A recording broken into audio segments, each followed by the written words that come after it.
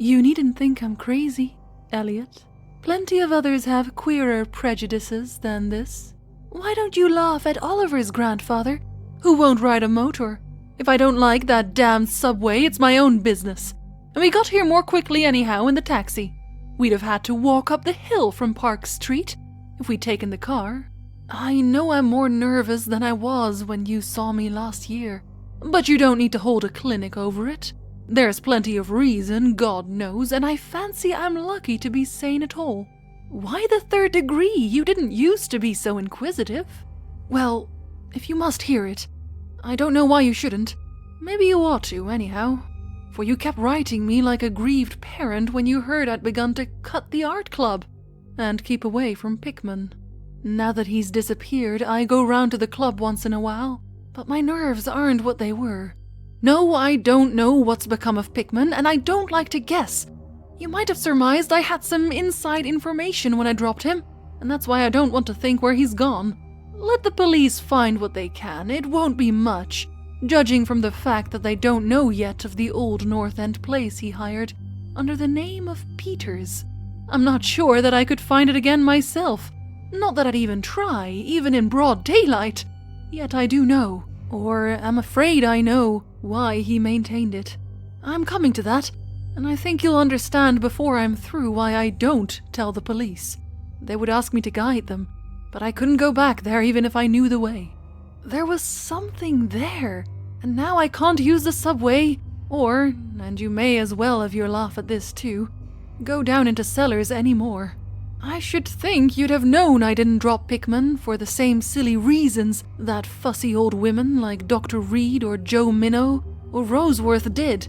Morbid art doesn't shock me, and when a man has the genius Pickman had, I feel it an honor to know him, no matter what direction his work takes. Boston never had a greater painter than Richard Upton Pickman. I said it at first, and I say it still, and I never swerved an inch either when he showed that ghoul feeding. That, you remember, was when Minnow cut him. You know, it takes profound art and profound insight into nature to turn out stuff like Pickman's. Any magazine cover hack can splash paint around wildly and call it a nightmare or a witch's Sabbath or a portrait of the devil. But only a great painter can make such a thing really scare or ring true. That's because only a real artist knows the actual anatomy of the terrible, or the physiology of fear. The exact sort of lines and proportions that connect up with latent instincts or hereditary memories of fright, and the proper color contrasts and lighting effects to steer the dormant sense of strangeness. I don't have to tell you why Fuseli really brings a shiver, while a cheap ghost story frontispiece merely makes us laugh. There's something those fellows catch, beyond life, that they're able to make us catch for a second. Dore had it, Syme has it, Angarola of Chicago has it, and Pickman had it as no man ever had it before, or, I hope to heaven, ever will again. Don't ask me what it is they see. You know, in ordinary art, there's all the difference in the world between the vital, breathing things drawn from nature or models, and the artificial truck that commercial small fry reel off in a bare studio by rule. Well, I should say that the really weird artist has a kind of vision which makes models, or summons up what amounts to actual scenes from the spectral world he lives in. Anyhow, he manages to turn out results that differ from the pretender's mince-pie dreams in just about the same way that the life painter's results differ from the concoctions of a correspondence school cartoonist. If I had ever seen what Pickman saw... But no. Here, let's have a drink before we get any deeper. God, I wouldn't be alive if I'd ever seen what that man, if he was a man, saw. You recall that Pickman's forte was faces. I don't believe anybody since Goya could put so much of sheer hell into a set of features or a twist of expression. And before Goya, you have to go back to the medieval chaps who did the gargoyles and chimeras on Notre Dame and Mont Saint-Michel. They believed all sorts of things, and maybe they saw all sorts of things too, for the Middle Ages had some curious phases. I remember you asking Pickman yourself once, the year before you went away, wherever in thunder he got such ideas and visions. Wasn't that a nasty laugh he gave you? It was partly because of that laugh that Reed dropped him. Reed, you know, had just taken up comparative pathology and was full of pompous inside stuff about the biological or evolutionary significance of this or that mental or physical symptom. He said Pickman repelled him more and more every day and almost frightened him towards the last. That the fellow's features and expression were slowly developing in a way he didn't like, in a way that wasn't human. He had a lot of talk about diet and said Pickman must be abnormal and eccentric to the last degree. I suppose you told Reed, if you and he had any correspondence over it, that he'd let Pickman's paintings get on his nerves or harrow up his imagination. I know I told him that myself then, but keep in mind that I didn't drop Pickman for anything like this. On the contrary, my admiration for him kept growing, for that ghoul feeding was a tremendous achievement. As you know, the club wouldn't exhibit it, and the Museum of Fine Arts wouldn't accept it as a gift. And I can add that nobody would buy it, so Pickman had it right in his house till he went. Now his father has it in Salem. You know Pickman comes of Old Salem stock, and had a witch ancestor hanged in 1692. I got into the habit of calling on Pickman quite often, especially after I began making notes for a monograph on weird art. Probably it was his work which put the idea into my head, and anyhow I found him a mine of data and suggestions when I came to develop it.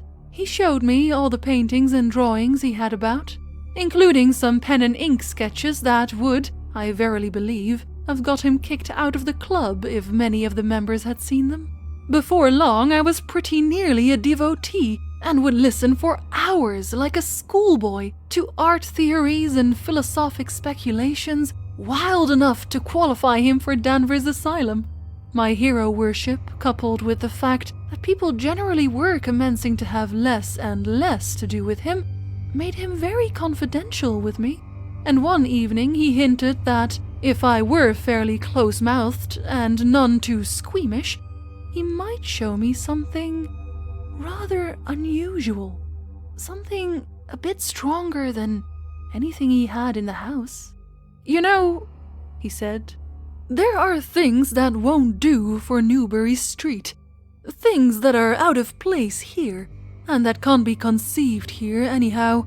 It's my business to catch the overtones of the soul, and you won't find those in a parvenu set of artificial streets on made land.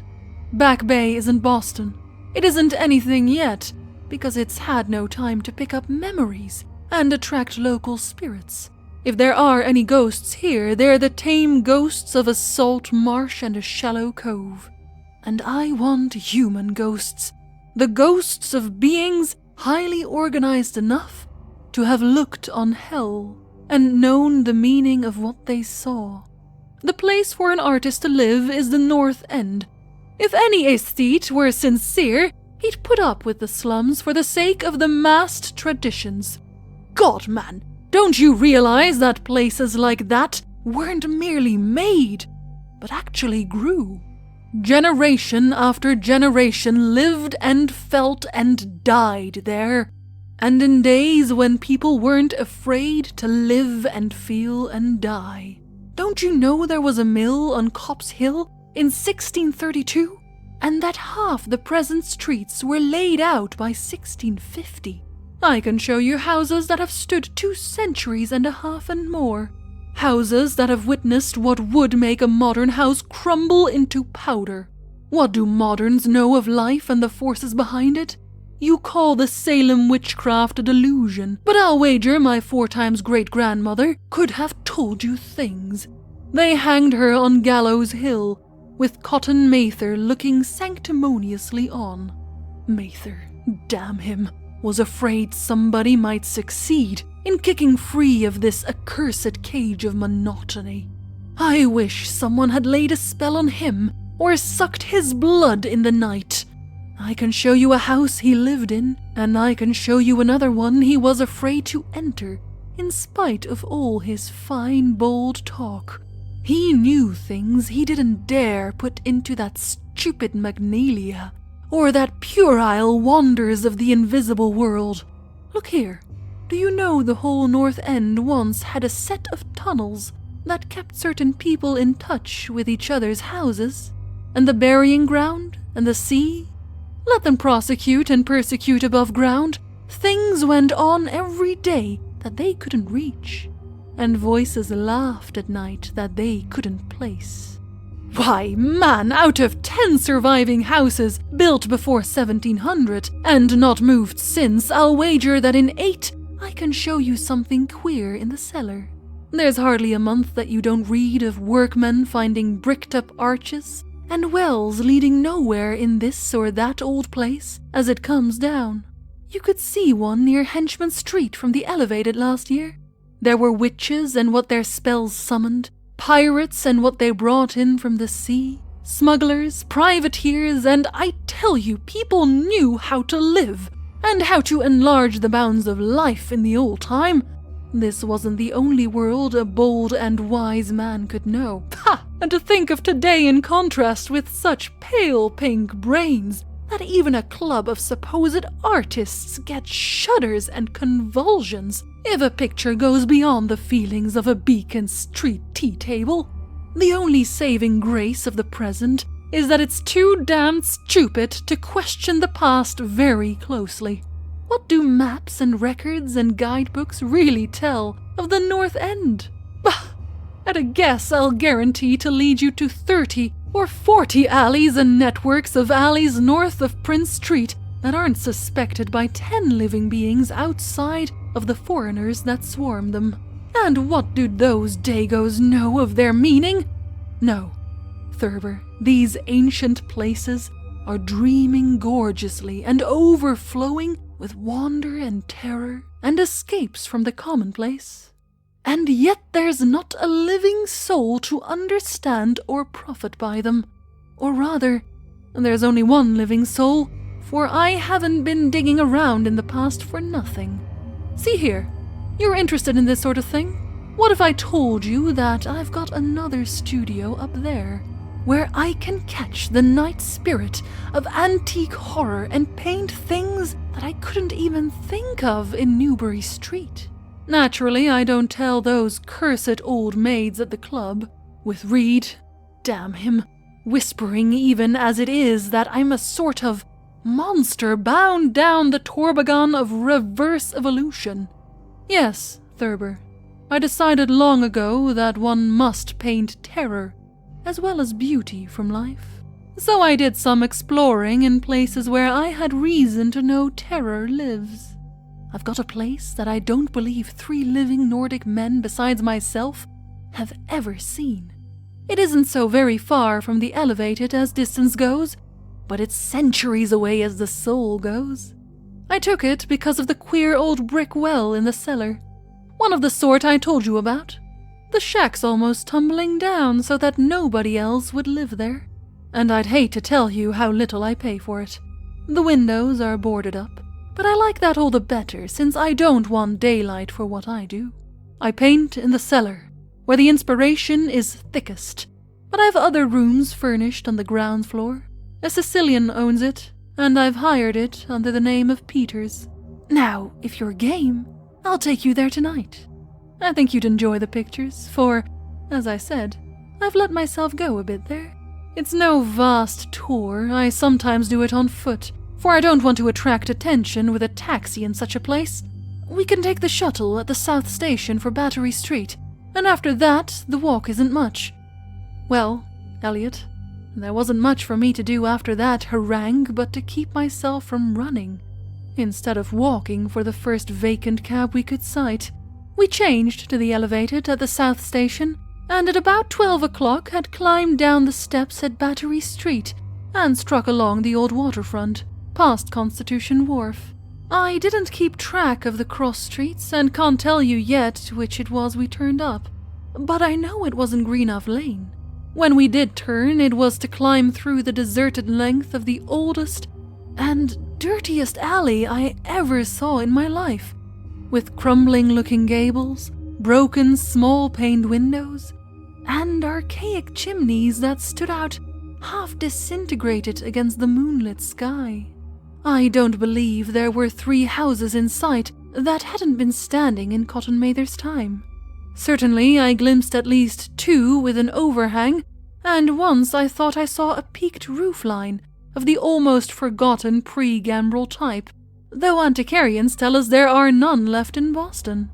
From that alley, which had a dim light, we turned to the left into an equally silent and still narrower alley, with no light at all, and in a minute made what I think was an obtuse angled bend towards the right in the dark.